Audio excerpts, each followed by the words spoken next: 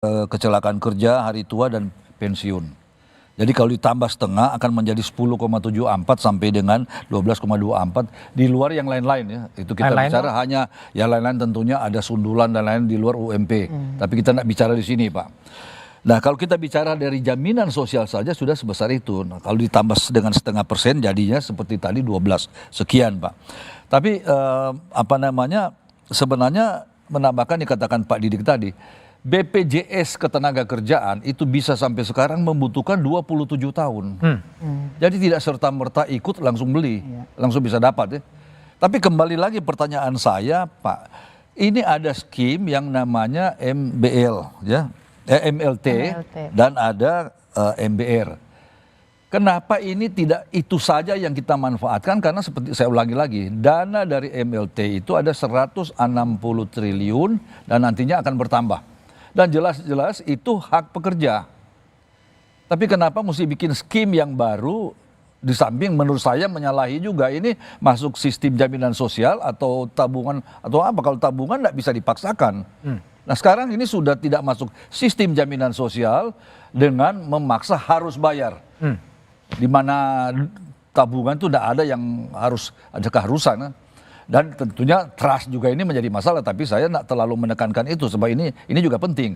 Tetapi yang paling penting, pekerja ini yang sebenarnya kalau saya cek Pak Dodi itu tidak ada siling bawah dan siling atas.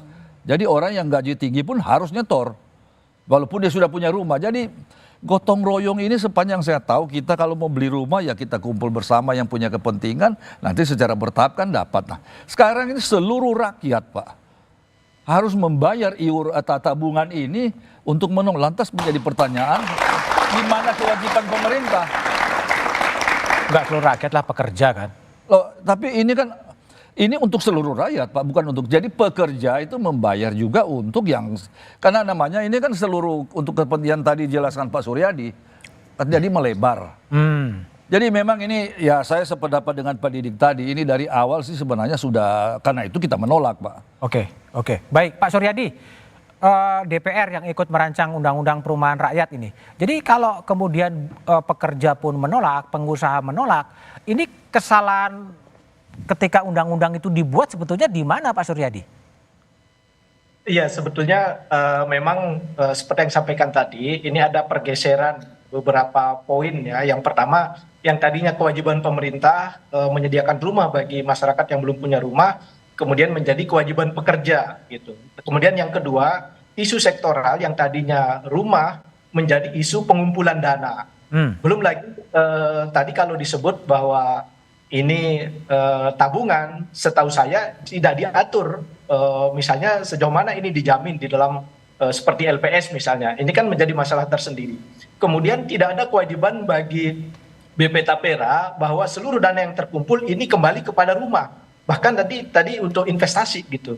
Bahkan tidak ada kewajiban misalnya ini investasinya aman berapa persen. Itu kan apa yang disampaikan oleh dari BP Tapera tadi kan itu baru ekspektasi internal. Tapi tidak diikat menjadi kewajiban. Bagaimana kalau ternyata investasinya kurang dari katakanlah bunga deposito, itu tidak ada diatur sehingga bisa jadi menjadi kerugian bagi para penabung gitu. Nah hal-hal inilah yang saya kira memang tentu akan menjadi bahan evaluasi kita, tidak saja PP-nya, barangkali undang-undangnya juga perlu dievaluasi karena informasi yang kami terima dari masyarakat, pertama banyak perusahaan-perusahaan yang secara mandiri juga mengadakan ini iuran tabungan entah melalui koperasi dan lain sebagainya gitu. Demikian juga yang sudah dihimpun misalnya dari ASN, ketika mereka tidak mengambil manfaat dalam bentuk rumah, misalnya mengambil yang sudah pensiun, sampai sekarang banyak sekali yang tidak bisa dicairkan, direalisasikan gitu. Sehingga inilah yang menjadi problem, sehingga kami tentu secara terbuka untuk mengevaluasi kebijakan ini, tidak saja di PP-nya, tapi juga mungkin di level undang-undang harus kita sinkronkan dengan undang-undang yang lain begitu. Jadi undang-undangnya juga salah gitu Pak Suryadi? Mungkin pada waktu itu dengan beberapa pertimbangan bisa jadi punya alasan yang kuat, tetapi dengan berbagai pertimbangan-pertimbangan terbaru, misalnya ada beberapa yang harus terintegrasi seperti BPJS, kemudian JKN dan lain sebagainya, ini kan harus diintegrasikan gitu. Apalagi PP ini kan terlambat keluarnya, sehingga kalah cepat dengan beberapa kebijakan lain. Gitu. Oke, Mas, tabungannya yang Oke, kembali, Kak Eli. Jadi tadi buruh sendiri gitu, selain untuk apa tapra ini, apalagi sih potongan-potongan yang ada dibebankan kepada Anda? Memang kan kita berbagi dengan pengusaha ya Pak ya, sama. BPJS ya sudah Mas tahu itu. Kami ini dari kalangan buruh karena memang mayoritas anggota kita di kelas rendah ya Pak ya. Mereka itu walaupun begitu mereka berupaya mencicil rumah. Di luar skema ini? Iya, di luar skema ini. Jadi karena memang mereka butuh rumah ya, lalu mencicil kendaraan, motor atau apalah segala macam gitu. Nah, masalahnya ketika mereka sudah mencicil rumah sejak misalnya kita sebut 7 tahun yang lalu dan diwajibkan lagi Pak ke sini. Itu yang membuat kami memprotes gitu. Kenapa tidak sukarela saja? Sukarela. Yang punya rumah itu oke lah kamu tidak perlu. Tapi yang tidak punya rumah karena memang ada keinginan akan dapat rumah walaupun yang dikatakan Bapak tadi itu bukan untuk rumah tapi itu hanya pengumpulan dana. Justru sekarang ini menjadi pertanyaan buruh itu adalah bagaimana mungkin saya nabung saja tidak bisa tapi boro-boro saya mau menabung ke sana sementara itu tidak bisa saya prediksi kapan saya akan bisa mendapatkan itu. Ditambah faktor tadi soal pengelolaan kasusnya Asabri. Ya semuanya dengan kesana memang jadi kita sebenarnya tidak terlalu pernah memikirkan itu tapi dengan adanya ini aduh gimana ya nanti pengelolaan uangnya jangan-jangan nah buruh seperti itu Pak pemikirannya. Akhirnya sekarang ini tidak ada kepercayaan bahwa ini akal-akalan pemerintah mungkin ini dalam tanda kutip ya mungkin memang karena sebentar lagi beliau akan selesai menjabat jadi ada membuat sebuah undang-undang ini memang kami melihat dari 2016 ini Pak undang-undang ini ya dengan lamanya menjadi ada PP di 2020 lalu sekarang lalu nanti kita akan diimplementasikan 2027 artinya ada masalah di sini Pak. Ada masalah apa? Ya kita kenapa begitu lama? Kenapa begitu jauh jaraknya gitu Pak? Dari Undang-Undang 2016 sampai 2020 dan sampai 2024 dan nanti akan dilaksanakan 2027. Artinya belum siap kan? Belum ready. Belum siap. Kalau ditanya sekarang, di mana lahan yang akan dibangun Pak? Lalu berapa tahun saya baru bisa mengambil uang saya itu? Katanya memang tadi saya dengar bahwa itu kita ambil setelah 58 tahun kita pensiun. Saya sekarang 54 tahun. Artinya saya bisa mengiur 4 tahun. Apakah itu saya nggak tahu ya belum baca semua. Apakah saya berhak mengambil uang saya itu 100% dengan bunganya? Kalau di BPJS Pak, kita menikmati Pak. Kita ngiur, misalnya kami kecelakaan diobati, kita sakit diobati.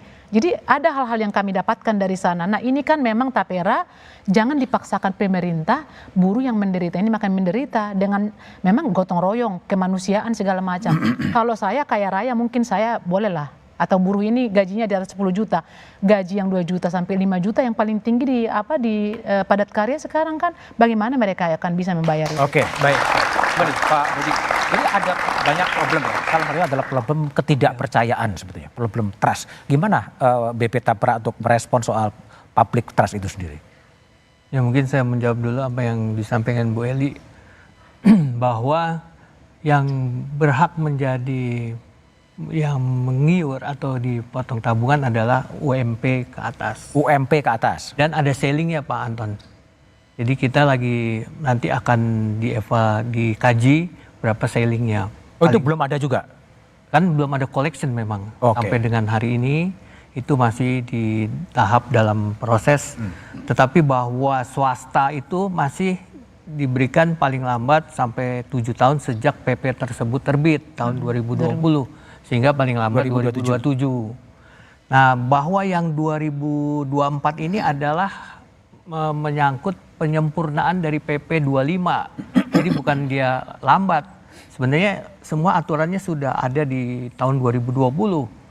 Hanya menyangkut kewenangan di dalam menerbitkan peraturan besaran tabungan. Itu yang di PP 21 2024 ini. Kemudian juga masalah penunjukan bank kastodian. Tadinya hanya bank kastodian konvensional dibuka untuk bank kastodian yang syariah. Kemudian yang ketiga mengenai pelaporan. Hanya terkait pelaporan penyaluran pembiayaan yang dari bank kastodi dari bank penyalur ke bank kastodi. Kemudian yang keempat hanya masalah pemisahan antara dana tapera dengan dana pemerintah.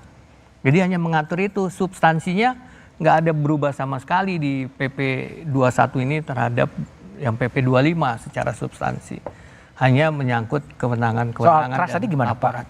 Nah terkait dengan trust, itu sudah menjadi di dalam undang-undang ini sudah sedemikian rigidnya mengatur bahwa dana tersebut tidak dipegang oleh BP Tapera, tetapi pass-through melalui bank kastodi dipegang oleh manajer investasi. Manajer investasi ini adalah berdasarkan kriteria yang sangat ketat dia bisa menjadi manajer investasi di BP Tapera untuk ditunjuk. Dan dana tersebut setiap hari nilai aktiva bersih bisa dicek melalui aplikasi TDS kita, platform kita. NAB-nya setiap hari naik atau tidak itu bisa dilihat. Jadi transparan dan akuntabel di dalam pengelolaan dana Tapera. Dan bisnis model ini adalah bisnis model mungkin satu-satunya yang di dalam sui generis. Berbeda dengan bisnis model yang sui generis lainnya. Makanya transparansi, kemudian akuntabilitas sangat dijaga di dalam pengelolaan ini sudah diatur di dalam undang-undang dan PP-nya, Pak. Pak, ini, jadi trustednya di situ fund kita. Jadi memang masih banyak problem ya. Tapi bagaimana kemudian mencarikan solusi di antara sengkarut-sengkarut informasi, kita jeda setelah berikut ini.